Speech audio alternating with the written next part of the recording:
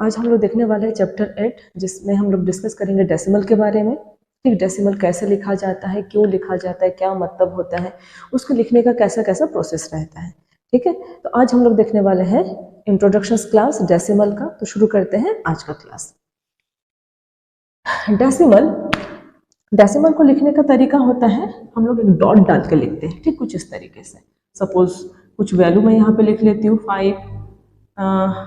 25.72, कुछ इस तरीके से हम लोग जो है डेसिमल को यूज करते हैं। इसको डॉट भी बोल सकते हैं, डेसिमल भी बोल सकते हैं। ठीक, तो अभी डेसिमल तो लिख दिए, लेकिन इसका मीनिंग क्या है, क्या मतलब है, इसके बारे में हम लोग अभी समझते हैं। डेसिमल जब लग जाता है तब आप ये समझोगे कि इसमें एक फ्रैक्शन टर्म यूज हुआ है। फ्रैक्शन टर्म मतलब वो किसी बड़ी वैल्यू को शॉर्ट करके बता रहा है, किसी बड़ी सी वैल्यू का कुछ हिस्से को वो जो है बताता है। ठीक, एग्जांपल के लिए लेते हैं, सपोज अगर हम लोग शॉप में जाते हैं, कुछ सामान खरीदते हैं। मैं एक चॉकलेट का एग्जांपल लेती हूँ, डेयरी मिल्क चॉकलेट।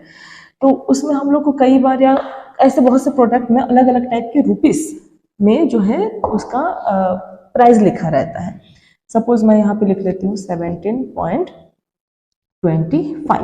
ठीक, तो इसका क्या मतलब हो जाता है, 25 को हटा के मैं 50 कर देती हूँ ताकि आप लोग को समझाने में आसानी हो।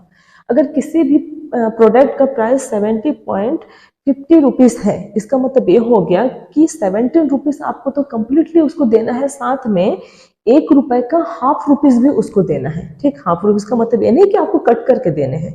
हाफ रुपीस का मतलब ये हो गया कि उस 1 रुपीस के हाफ वैल्यू को जो है आपको देना है। ठीक, तो हम लोग इसको कैसे बोलेंगे कि ये 17 जो है टोटल रुपीस है, 17 टोटल रुपीस है, और ये जो 15 है ये क्या है, पैसे हैं। क्लियर? तो ये जो पैसा है इस बड़ी वैल्यू के पार्शियल वैल्यू को शो करता है। ठीक, पूरी बड़ी वैल्यू को शो नहीं करता है, वो उस बड़ी वैल्यू के कुछ हिस्से को शो करता है।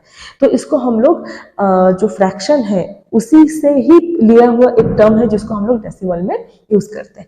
अब अगर हम लोग किसी चॉकलेट को खरीदने जाते हैं या कोई भी प्रोडक्ट खरीदते हैं या फिर किसी भी यूनिट को मेजर करते हैं, तो अगर हम लोग इस तरीके से लिखने लगे कि 17 रुपीज 50 पैसा, तो इस लंबे तरीके से लिखने से बेटर है कि उसको हम लोग एक डेसिमल में लिखें, तो जो कि ये वाला टर्म हो जाएगा। और अगर डेसिमल में लिखते हैं तो कंप्लीटली सामने वाले को इतना समझ है, मतलब रहना चाहिए कि जो डेसिमल के लेफ्ट साइड, ये जो डेसिमल के लेफ्ट साइड की जो वैल्यू है ये पूरी तरीके से कंप्लीट इंटीजर वैल्यू, मतलब पूरा होल नंबर है।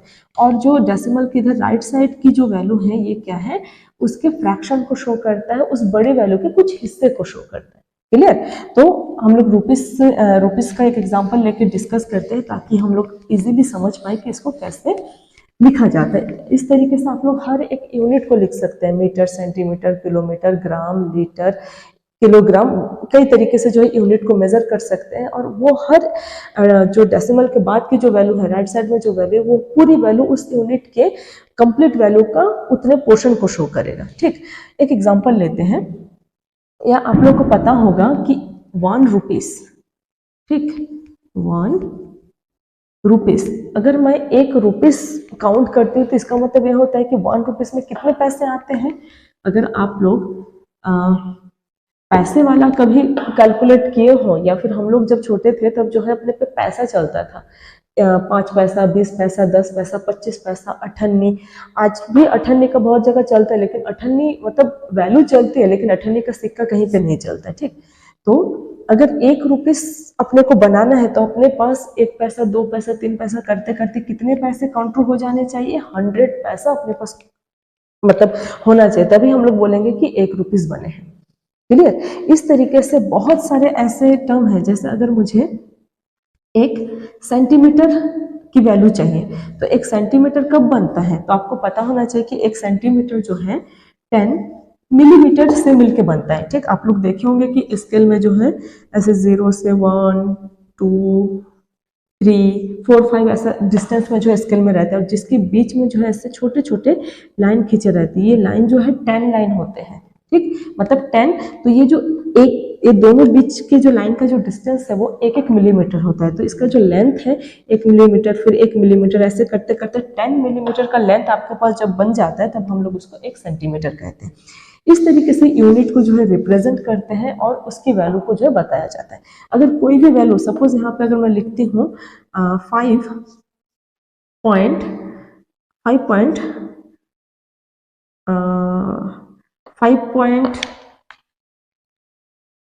5.9 सेंटीमीटर, तो इसका मतलब क्या हुआ, इधर की जो वैल्यू है, मतलब जो लेफ्ट साइड की वैल्यू है डेसिमल के, वो पूरी वैल्यू सेंटीमीटर में शो है, कंप्लीट होल नंबर है। और पॉइंट के राइट साइड की जो वैल्यू है, ये वैल्यू किसको शो कर रहा है, सेंटीमीटर से कौन सी वैल्यू छोटी है, मिलीमीटर, उस मिलीमीटर को शो करते हैं। इसका मतलब ये हो जाएगा कि 5 सेंटीमीटर और हो जाएगा 9 मिलीमीटर। अगर 5 को मैं मिलीमीटर लेती तो 9 अपना उससे भी छोटी वैल्यू में आ जाता। ठीक, तो इस तरीके से पूरी वैल्यू को जो है हम लोग रिप्रेजेंट करते हैं। अब देखते हैं कि इसको लिखने का कैसा पैटर्न होता है। ठीक, अगर मैं यहाँ पे लिखती हूँ 7.75 रुपीस, मैं रुपीस का एग्जांपल इसलिए लेती हूँ ताकि आप लोग इसको अच्छे से समझ पाए, क्योंकि रुपीस का सबको ज़्यादातर जो है वैल्यू को अच्छे से कैच कर लेते हैं। तो इसका मतलब ये होगा कि 7 पूरी तरीके से रुपीस में है और 75 पैसे में है। क्लियर। अब इसी को अगर ये डेसिमल से अगर हम लोग किस में चेंज करें, फ्रैक्शन में चेंज करें, तो बहुत ईजिली चेंज हो जाते हैं। बस आपको एक चीज़ का ध्यान देना है कि डेसिमल के राइट साइड जितने भी डिजिट हैं, डिवाइड में उतने जीरो लग जाते हैं 1 के साथ, 1 हमेशा रहेगा। ठीक, बस डेसिमल के राइट साइड कितने डिजिट है, यहाँ पे 2 डिजिट है, तो यहाँ पे भी जीरो कितने लग के 2, और इस तरीके से जो है इसका डेसिमल रिमूव होके बन जाता है फ्रैक्शन में। और सेम टू सेम फिर फ्रैक्शन से अगर मुझे डेसिमल में जाना रहेगा तो ऊपर वाली वैल्यू को लिख लेंगे। ठीक है, और उसके बाद कितने जीरो है, 1 2 जीरो है, तो हम लोग राइट टू लेफ्ट काउंट करते हुए उतने डिजिट के बाद जो डेसिमल देंगे। तो यहाँ पे 1 2, तो यहाँ पे हो जाएगा 1 2, उसके बाद हो जाएगा डेसिमल। क्लियर। तो ये बन गया decimal to fraction and fraction to decimal, तो वही वैल्यू रिप्रेजेंट हो जा रहा है। क्लियर। अब अगर हम लोग को कभी भी 2-3 वैल्यू एक साथ कंपेयर करने के लिए दिया जाता है, तो हम लोग पहले उसके वंस प्लेस की जो वैल्यू है, ठीक, उसको देखेंगे, मतलब जो डेसिमल के पहले जो वैल्यू है उसको देखेंगे जो लेफ्ट साइड में है, उस वैल्यू को कंपेयर करके हम लोग ग्रेटर और लोअर वैल्यू कंपेयर कर सकते हैं। अगर ये वैल्यू सेम रहा तो उसके बाद हम लोग जो 10th प्लेस में है, क्लियर, यहाँ पे प्लेस वैल्यू इसका चेंज हो जाता है काउंट करने का। हम लोग जो पूरे होल नंबर है इसको 1s 10s 100 1000 करके जो हम लोग रिप्रेजेंट करते हैं, लेकिन डेसिमल के राइट साइड जितने भी प्लेस वैल्यू है उसको हम लोग 10th 100th 1000 इस तरीके से जो है th मतलब था के साउंड में जो है इसको रिप्रेजेंट करते हैं। तो इसका जो मतलब हो जाता है, ये जो इसका मतलब है, ये मतलब हो जाता है कि ये 7/10, क्योंकि ये डेसिमल के फर्स्ट डिजिट के बाद है। क्लियर, मतलब वो 10th हिस्से का 7 पार्ट को रिप्रेजेंट करे। अगर मैं इस 5 को लिखूंगी तो ये हो जाएगा 5/100। क्लियर, क्योंकि डेसिमल के 2 डिजिट बाद है, मतलब ये 100 पार्ट के 5th पार्ट को जो है शो कर। इस तरीके से अगर आगे और भी डिजिट होता, सपोज मैं यहाँ पर और एक डिजिट ले लेती हूँ 9, तो ये क्या हो जाता है, इसका जो प्लेस वैल्यू हो जाता है 9/1 2 3, क्योंकि डेसिमल 3 डिजिट के बाद है तो इसमें हो जाता 3। क्लियर हुआ। तो इस तरीके से जो है डेसिमल को रिप्रेजेंट करते हैं। प्लेस वैल्यू वाले एक वीडियो में बना चुके हैं जहां पे मैंने प्लेस वैल्यू को डेसिमल वाले हो और विदाउट डेसिमल वाले को कैसे रिप्रेजेंट किया जाता है उसको मैं एक्सप्लेन कर चुकी हूँ, हालांकि यहाँ पे भी बता चुकी हूँ। क्लियर, तो आप लोग और क्लियर जानना चाहते हो तो उस वीडियो को जरूर देखें। आगे देखते, अब मैं यहाँ पे 2 वैल्यू ले लेती हूँ, जैसे कि 25 RS 25.66 और एक वैल्यू लेती हूँ मैं यहाँ पे 24.65। ठीक, तो यहाँ पे देखिए ये भी रुपीस RS में रहेगा। अब ये अगर दोनों वैल्यू को हम लोग कंपेयर करेंगे तो पहले देखिए 25 कंप्लीट इंटीजर वैल्यू है, तो 25 क्या हो गया, 25 रुपीस, और ये क्या है 24 रुपीस। तो यहीं पे कंपेयर करके पता चल गया कि ये वाली वैल्यू बड़ी है। क्लियर।